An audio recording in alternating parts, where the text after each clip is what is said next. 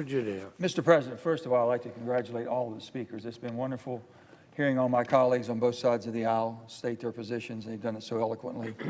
And we've all learned a lot. And I'm not sure it's changed anything, but we sure have learned a lot in this process.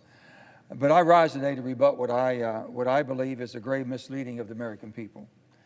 Before I get into the details, let me tell you a little bit about where I come from in my political background. I've been involved in public service in my state of West Virginia for over 40 years in one capacity or another. I've been in the House of Delegates.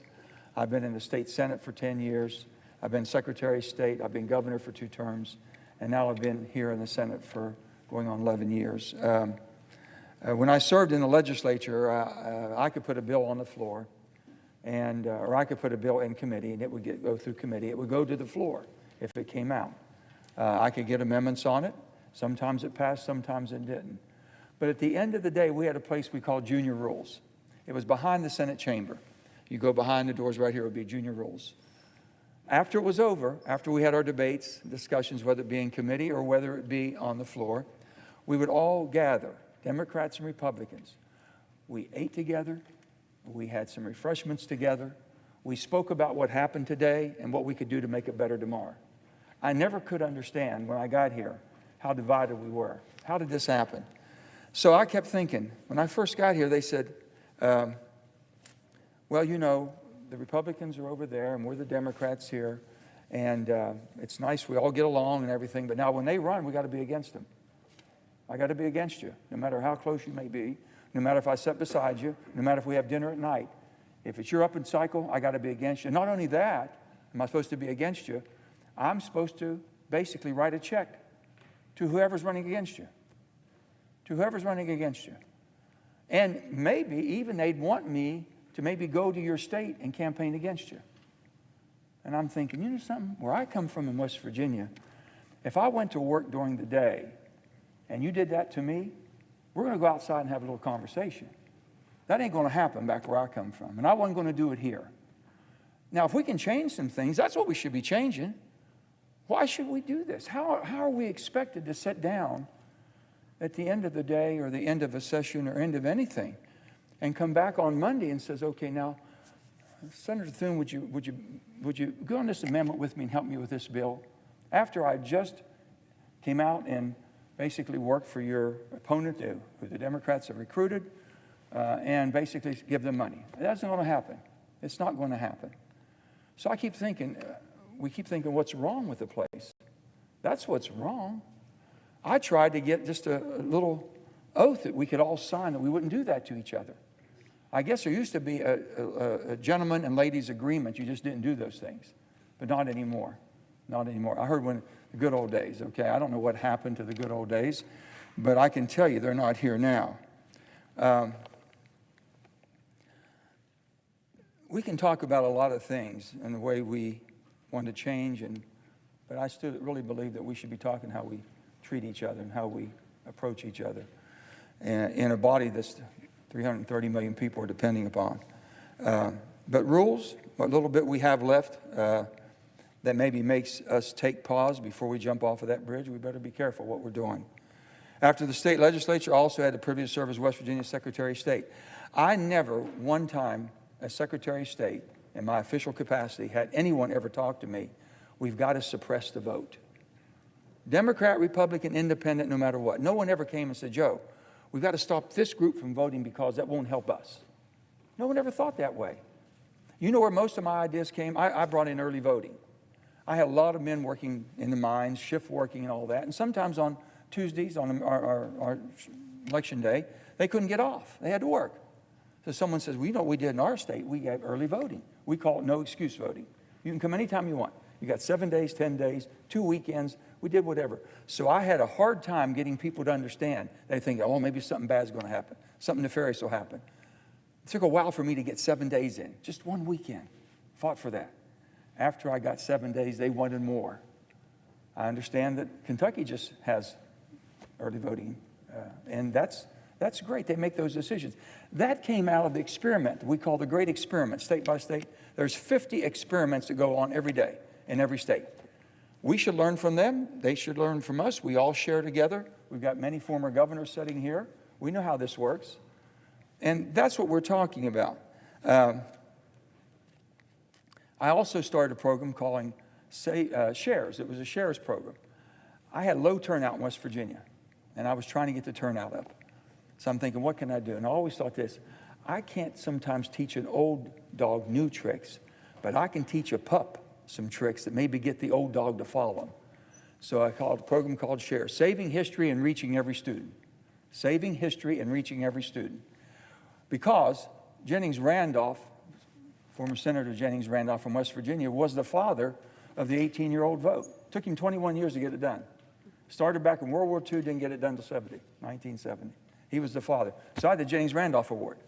I had every high school competing for it. Because we went out and educated the students. If you're 17 years of age and you turn 18 on election day or before, on a general election day or before, you can vote in a primary election at 17 years of age.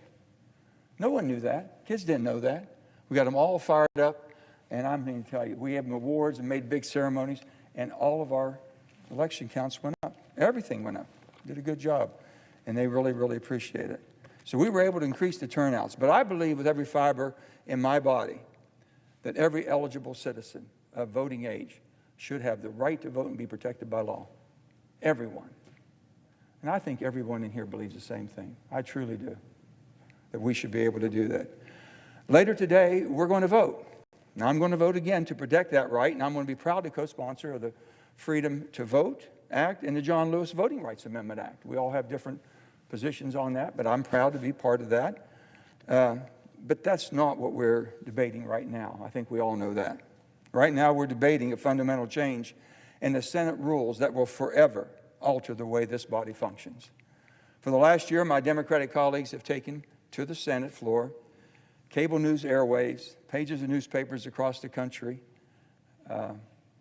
and to argue that repealing the filibuster is actually restoring the Senate to the vision of the Founding Fathers intended for this deliberate body. My friends, that is simply not true. It's just not true. The United States Senate has never in 233 years been able to end debate on legislation with a simple majority vote. With a simple majority vote, have never been able to end debate. Could not stop a debate.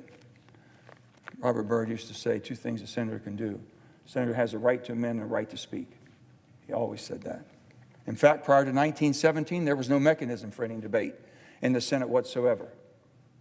Couldn't end it. In that year, the Senate adopted a cloture rule. It required that the debate to end when 2/3 of the voting senators willed it. Since then, the cloture rule has been amended 7 times, always by regular order. I hear all these things we're talking about, but we forget a lot of the things were done with regular order. Just recently, Senator Schumer, Senator McConnell, basically the debt ceiling. They did that using the rules. You didn't break the rules to do that. You did it. You worked it out, which is the leadership's responsibility. It means that the Senate has followed its own rule book when making changes that affect legislative debate. We've changed rules we've all talked about how many times rules have been changed. We've changed them, but we've changed them with the rules. We didn't break the rules to change the rules. But all of a sudden now we just can't do it anymore. Just got to blow it up. The rule book means that the rules changes are done on the basis of broad bipartisan consensus, not imposed on the minority by raw majority power, no matter who's in power. The majority does not have that power to do that in this Senate.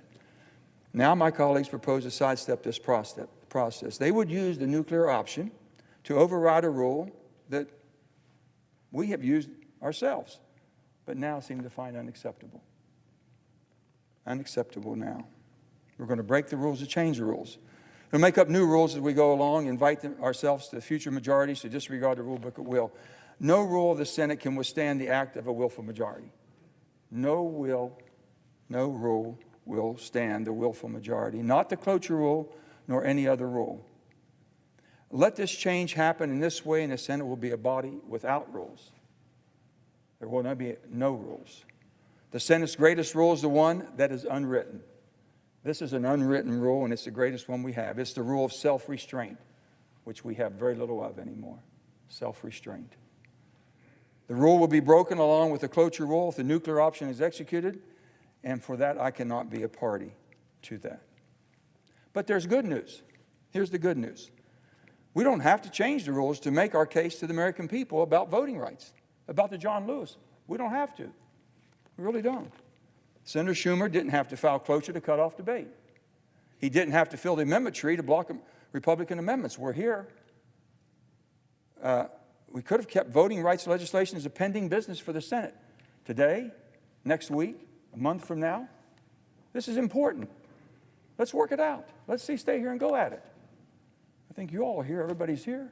Had a lot of good talks today. I'm sure you have a lot of amendments you'd like to make, and all of us would like to make amendments. We want to see it work again. Let's do it. Let's go for it. That's exactly what I think should be done. I think the American people really need that. I think that we owe that to them. We've wasted a year behind the scenes, partisan negotiations, back and forth, talking through each other, around each other, but not to each other. Let's have the debate with Democrats and Republicans and let the American people decide. The pressure will come. That's what filibusters were about. The pressure mounted until you made either a compromise, you made a decision, you all decided to go. One way or another, you were going to end that filibuster. And today we haven't seen that. Just 4 years ago, 61 of us, 61 senators, myself being one, 33 of us on the Democrat side, many of which are sitting in the chamber today. You've heard this many times. We sent a letter to Senator Schumer and to Senator McConnell, warning them of the dangers of eliminating the filibuster. That letter presented a united front committed to preserve the ability of the members to engage in extended debate when bills are on the Senate floor, while some of the senators have changed their positions. I have not. I respect that this is a two-way street, and I would hope you would respect where I am. I respect that you have changed your position on this. I would hope that you would respect that I have not, and I have never wavered on this. I do not and will not attack the contents of the character of anybody who's changed their position, and I would hope you would give me the same opportunity and not attack mine. Allowing one party to exert complete control in the Senate with only a simple majority will only pour fuel on a fire of political whiplash and dysfunction that is tearing this nation apart, and you don't have to look very far to see how we're tearing ourselves apart. I can tell you, every part of this country, people are divided now. It used to be that we couldn't talk about religion at the supper table. Now you can't talk about politics. It's truly become a blood sport, and it should not be that way. The rest of the world's looking at us. They're depending on us. They're looking for guidance. They're looking for some stability. If we do this, there's not going to be any check on the executive branch. Bob Byrd was scared to death of not having a check on the executive branch. Even when the executive branch was part of his own party being a Democrat, he always said, I do not work for the president. I work for the people of West Virginia. And he made very sure of that. And he made sure that every president knew that. And he made sure he held them accountable. And they weren't going to steamroll over him.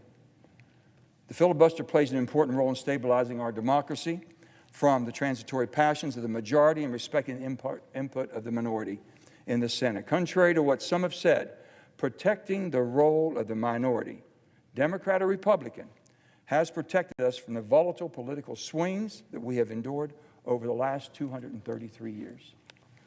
The role of the minority is what ensures the policies of our nation have input from all corners of the country. We must never forget this is a Senate made up of 50 states, 100 senators, blue states and red states. For those who believe that bipartisanship is impossible, we have proven them wrong. In the last several years, we have made historic investments in our nation's public lands, passed trillions of dollars in COVID-19 relief, and finally invested in rebuilding our nation's infrastructure. These critical pieces of legislation have had significant impacts on Americans across the country. They were passed with broad bipartisan support. We can do it again. We truly can. We can make it easier to vote. We must. We can make it harder to cheat. I think we can. We've heard from our Republican colleagues who basically agree with us on that. We can reform the Electoral Count Act, which is what caused the insurrection. We agree on that. We can fix that. We never witnessed, so we'll never have to witness another January 6th. It was such an absolutely deplorable stain on this great country of ours. And we can protect local election officials from harassment and intimidation by making them federal crimes. We can do that, and I know we can do that together. I'm going to leave you with this.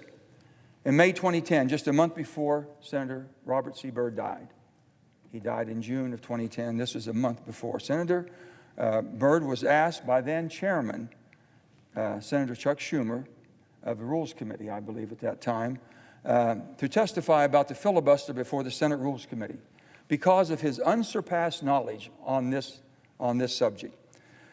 And Senator Capito knew him well too, and she knows how he would pontificate at times with us. But he would say, Senator Byrd began by quoting James Madison. He said, Madison said that the purpose of the Senate was first to protect the people against their rulers.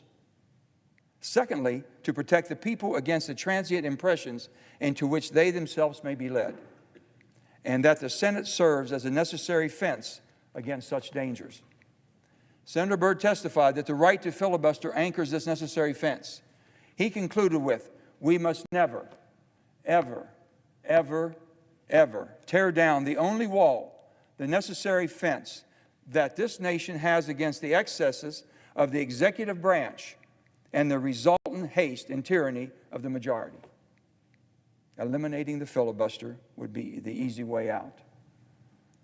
It wasn't meant to be easy.